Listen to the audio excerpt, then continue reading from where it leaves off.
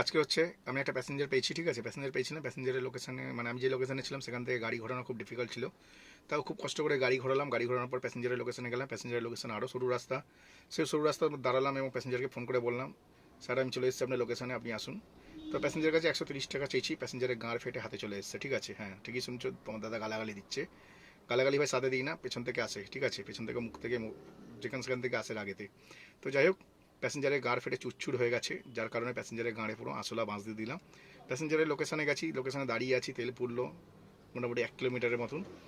আবার 10% যে কমিশন সেটাও কোম্পানি কাটলো, সেটা নয় রিফান্ড পেয়ে যাবো। তারপরে আমি সঙ্গে সঙ্গে দাঁড়িয়ে একটা কমপ্লেন ছেড়ে দিচ্ছি, প্যাসেঞ্জারের গাড়ি বিশাল বড় বাঁশ দিয়ে দিচ্ছি। নেক্সট রাইড যখন বুক করবে দেখাবে 3 দিন থেকে 7 দিনের মতন ব্যান থাকবে, গ্যারেন্টি। তো প্যাসেঞ্জারের গাড়ি আঁচলা বাঁশ দেওয়ার পরে আমি একটা ট্রিপ নিয়ে এখন চলে এসেছি অন্য জায়গাতে, মানে আমি নিয়লিপুরের কাছাকাছি আছি। তো ভাই প্যাসেঞ্জারের গাড়ি বাঁশ দেওয়াটা খুব জরুরি ছিল, মানে চুদির ব্যাটার যা গাঁড় ফাটিয়েছি ও বুঝতে পারে, পরের পরের রাইডে বুঝতে পারবে।